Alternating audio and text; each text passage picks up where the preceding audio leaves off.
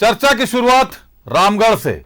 Bhurkunda railway siding दरअसल charcoal का काला खेल खेलने के लिए सबसे माहिर जगह बन गई है, सबसे सटीक जगह बन गई है। भुरकुंडा रेल साइडिंग में, रेलवे साइडिंग से बाहर के पावर प्लांटों को कोयला भेजा जा रहा है, लेकिन कोयले में चारकोल और डस्ट मिलाया जा रहा है। वो भी स्पॉन्ज फैक्ट्री से निकलने वाला डस्ट मिलाया जा रहा है। बैक फिल्टर डस्ट बोलते हैं। वो डस्ट और चारकोल मिलाकर कोयले को भारी किया जा रहा है और उस कोयले को हरियाणा और पंजाब के पावर प्लांटों तक भेजा जा रहा है। कोयले के इस काले खेल में एक तरफ जहां सीसीएल के अधिकारियों के सम्मिलित होने से इनकार नहीं किया जा सकता, वहीं दूसरी तरफ दबंगों का भी भरपूर कब्जा है।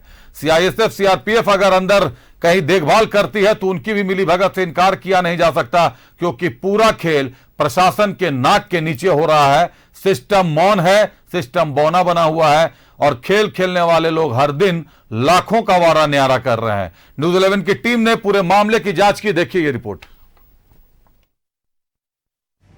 रामगढ़ में कोयले का काला खेल, चारकोल के खेल का अड्डा बना भुरकुंडा रेल साइडिंग। डस्ट और चारकोल मिलाकर पावर प्लांट में कोयले की सप्लाई।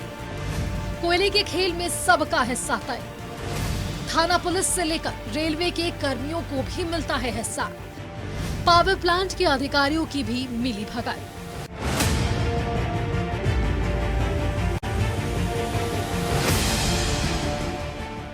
रामगढ़ में कोयले का काला खेल चल रहा है। भुरकुंडा रेल साइडिंग से डस्ट और चारकोल मिलाकर कोयले की सप्लाई पावर प्लांटों में की जा रही है। कोयले का ये काला खेल सालों से बदस्तूर जारी है।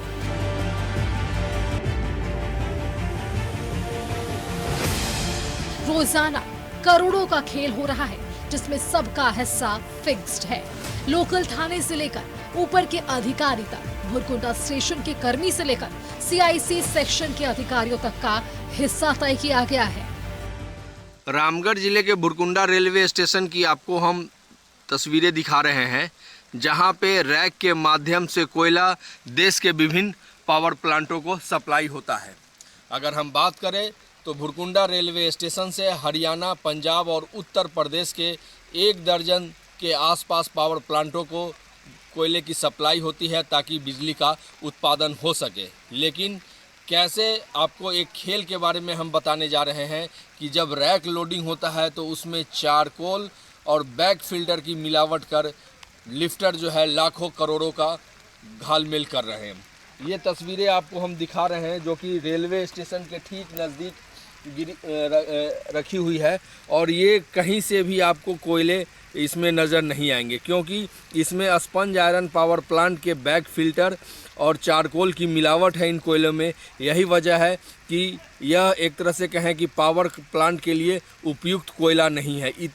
जो एक मुट्ठी आपको हमने दिखाया उसमें से मात्र यही एक कोयला निकल पाया। यानी आप समझ लीजिए कि कैसे जो है, जो ओरिजिनल कोयला है उसकी जो है 2 नंबरी यहाँ का कारोबार किया जाता है।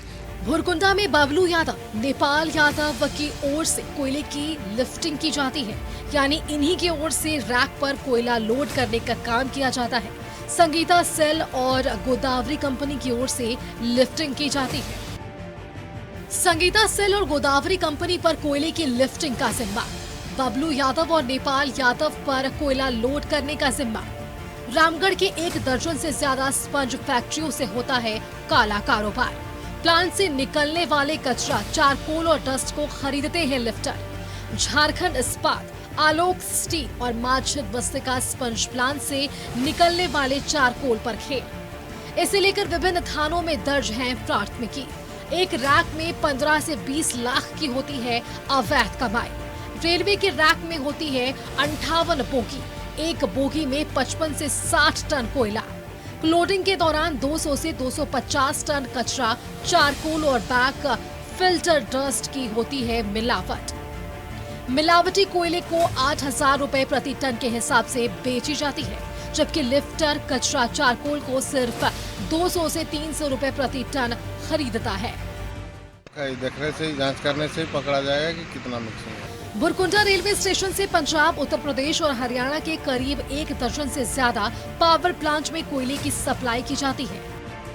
हरियाणा के राजीव गांधी पावर प्लांट, हरियाणा के जेपी पावर प्लांट, हरियाणा के पीएमआरजी पावर प्लांट, पंजाब के जेबी निहारी पावर प्लांट, उत्तर प्रदेश के करीब 6 पावर प्लांट। रैक ले आए कोयले की गुणवत्ता की जांच का जिम्मा पावर प्लांट के लैब में होती है। यही नहीं, लोडिंग के दौरान कंपनी के अधिकारी की मौजूदगी भी अनिवार्य है, लेकिन ऐसा नहीं होता। कहा जाता है कि कोयले का काला कारोबार में अधिकारियों का हिस्सा भी तय होता है। ऐसे में मोटी रकम कमाने के लिए लोडिंग के वक्त कोई अधिकारी नहीं होता। यही नहीं, लैब कर्मियों की मिलीभगत से कोयले की गुणवत्ता को ठीक बता दिया जाता है। जहाँ टन में अगर 20 टन 200 टन या 500 टन अगर बैक फिल्टर और चारकोल की मिलावट की जाती है, तो इस तरह देखा जाए तो जो 200 टन जो कोयले हैं उसकी शुद्ध रूप से ब्लैक मार्केटिंग यहाँ पे लिफ्टर के द्वारा कर ली जाती है और नतीजा है कि उनकी जेबें गर्म हो जाती है। ये पूरा सिस्टम एक यहाँ पे काम करता है। चूँकि आप देख रहे होंगे कि रेलवे स्टेशन के समीप इस तरह से खुलेआम इसका भंडारण ये बता रहा है कि इस काम के पीछे जो है पूरा सिस्टम काम कर रहा है। यदा कदा जब ये कभी मामले बढ़ते हैं तो इसमें कार्रवाई की पहल होती है, लेकिन वो कार्रवाई ढाक के टिंग पात रह जाती है और ये लिफ्टर जो है एक चैन सिस्टम में काम कर रहे हैं और नतीजा है कि ये अपने अवैध धंधे के कारोबार को दिन दूनी और रात चौगनी करते जा रहे हैं। न्यूज़ 11 के लिए रामगढ़ से मैं धर्मेंद्र।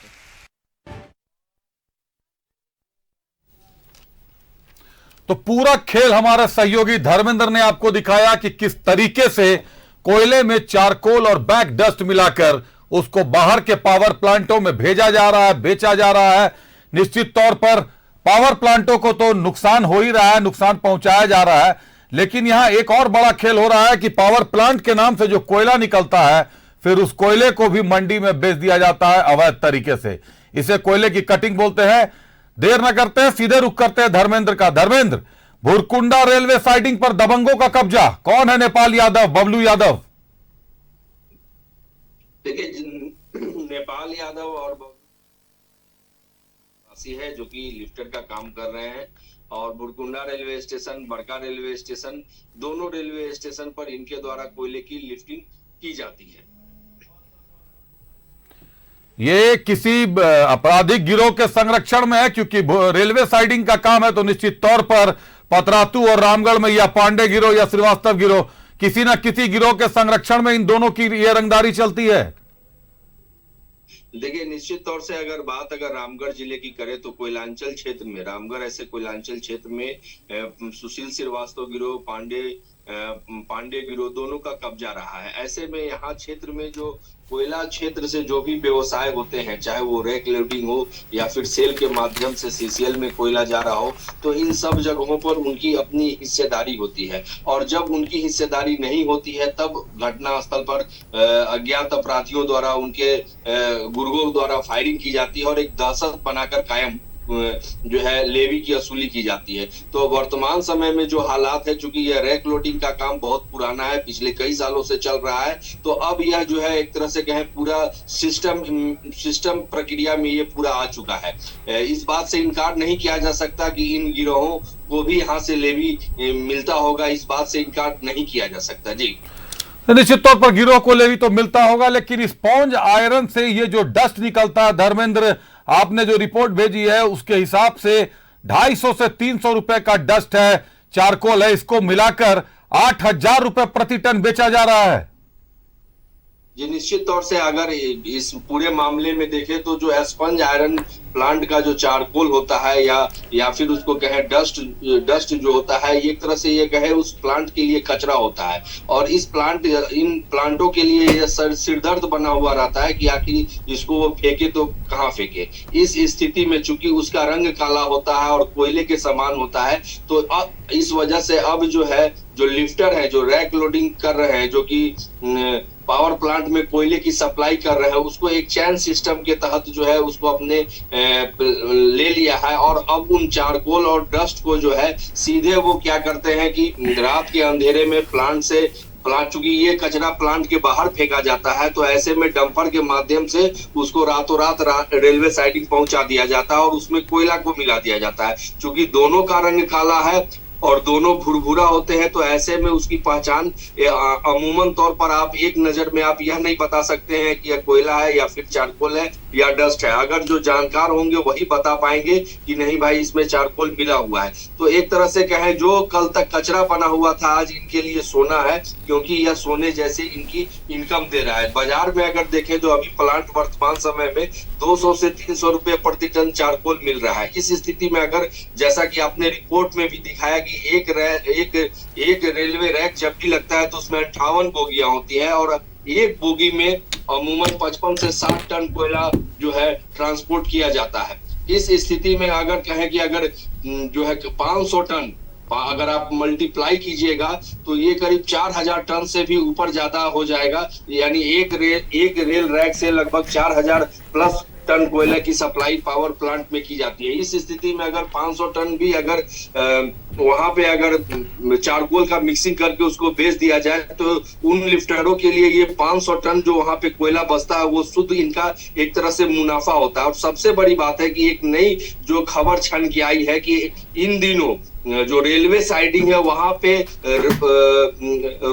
रोड सेल भी खोल दिया गया है। यानी कहें कि जो है वहां से डायरेक्ट कोयला जो है मंडियों को बेचा जा रहा है। इस तरह के लाइसेंस जो है जिला खनन विभाग द्वारा जो सूचना मिल रही है कि रेलवे साइडिंग पर भी उनको ये उपलब्ध रोड सेल के माध्यम से जो है वो कोयला बेचने की सप्लाई मिल जा रही है। तो इस स्थिति में अगर देखें तो महज 200 से 300 मीटर का फासला होता है जहां पे कोयले रखे जाते हैं। तो एक तरह से कहें कि आसानी से पुख्ता कागजात यानी एक नंबर में इन कोयलों की सप्लाई बाजार के मंडियों में कर दी जाती है और किसी को कानो कान पता नहीं चलता है। जो सबसे बड़ी बात है कि ये पूरा चैन सिस्टम से काम हो रहा है, क्योंकि जिस समय रैक लोडिंग होता है वहां पे उस समय रेलवे के कर्मचारी होते हैं। क्योंकि जो अमूमन आपने कभी कभी खबरों में यादा खदा ये सुनने में आता है कि अगर रैक लोडिंग में देरी हो गई तो उस स्थिति में जो है जुर्माना लगाया जाता है। तो ये ऐसा सिस्टम अब यादा कदा ही सुनने में आता है। ये लिफ्टर क्या करते हैं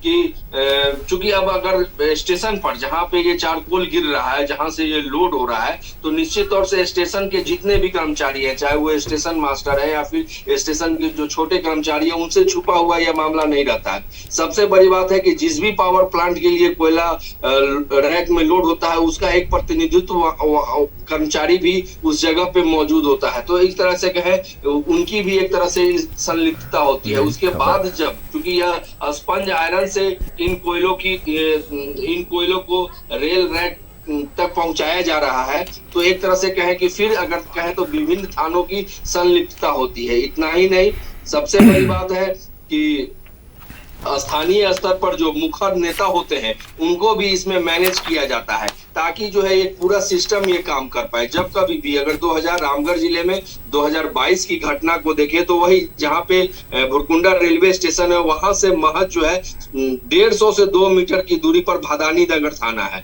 और 2022 में जो है अवैध चारकोल लदे 4 गाड़ियों को वहां पे डंपर को जब्त किया गया था, जिसमें 3 लोगों को गिरफ्तार कर जेल भी भेजा गया था। अगर रामगढ़ थाना क्षेत्र की बात करें तो चनगड्डा में भी अवैध चारकोल लदा हुआ गाड़ी को पकड़ा गया था और उससे संबंधित उसमें 2 लोगों को गिरफ्तार कर जेल भेजा गया था।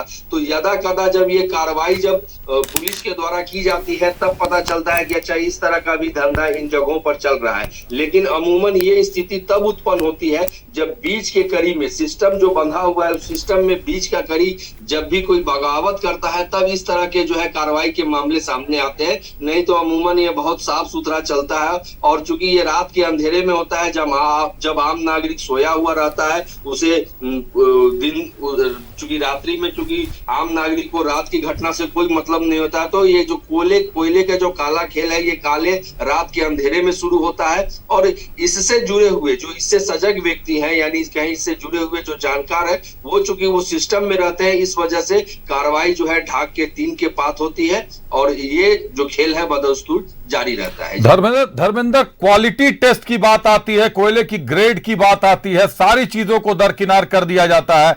और जो सबसे बड़ा सवाल है कि पावर प्लांट के नाम से कोयले का डीओ निकलता है, तो ये जो लिफ्टर आप बता रहे हैं बबलू यादव, नेपाल यादव, ये जितना भी कचरा मिलाया जाता है कोयले में उतना कोयला कटिंग होती होगी और फिर उस कोयले को बाजार में बेचा जाता होगा, जो कि बिल्कुल शुद्ध मुनाफे वाला खेल है, और उस गाड़ी के गाड़ी कोयले की कीमत जो है वो बंदरबाट हो जाती होगी प्रशासन में, विभागीय लोगों में।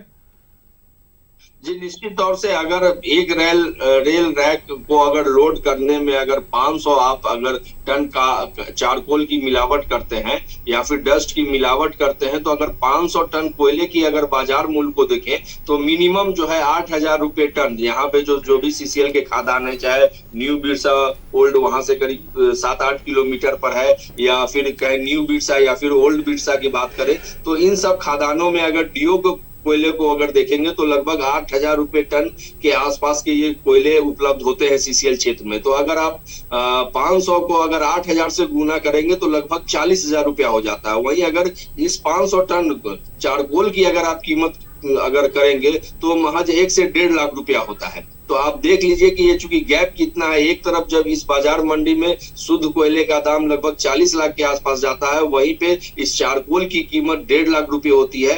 तो एक तरह से कहें मुनाफा कई गुना ज्यादा है। मतलब हम अगर 95% अगर हम परसेंटेज को अगर देखें तो 95% परसेंटेज के तमाम 95 नहीं, धर्मेंद्र के तमाम आंकड़ों को पार कर रहा है। 1 लाख रुपए का चारकोल 40 लाख रुपए में अगर बिकता है तो 400% से ज्यादा का मुनाफा है। और इस काले खेल में चाहे जो भी पैसा आता है, सारे पैसे का बंदरबाट होता है, जो आपने अपनी रिपोर्ट में बताया, आपने अपनी रिपोर्ट में दर्शाया। और जिन प्लांटों को कोयले की सप्लाई की जा रही है, एक बार फिर अपने दर्शकों को बता दें, हरियाणा का राजीव गांधी पावर प्लांट, हरियाणा का जेपी पावर प्लांट, हरियाणा का पीएमआरजी पावर प्लांट, पंजाब का जेबी निहारी पावर प्लांट और उत्तर प्रदेश के करीब 6 power plant.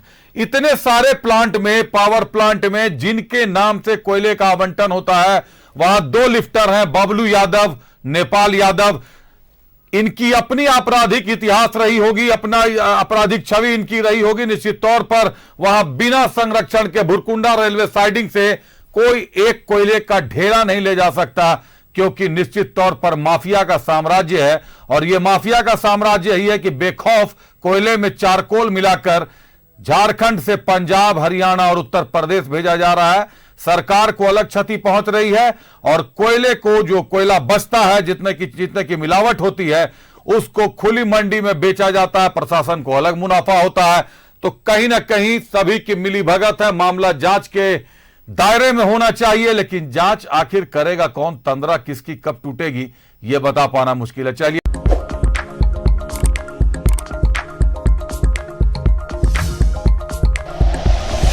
Like and share videos, subscribe करें हमारा चैनल और प्रेस करें बेल आइकॉन। News 11 भारत, सच है तो दिखेगा।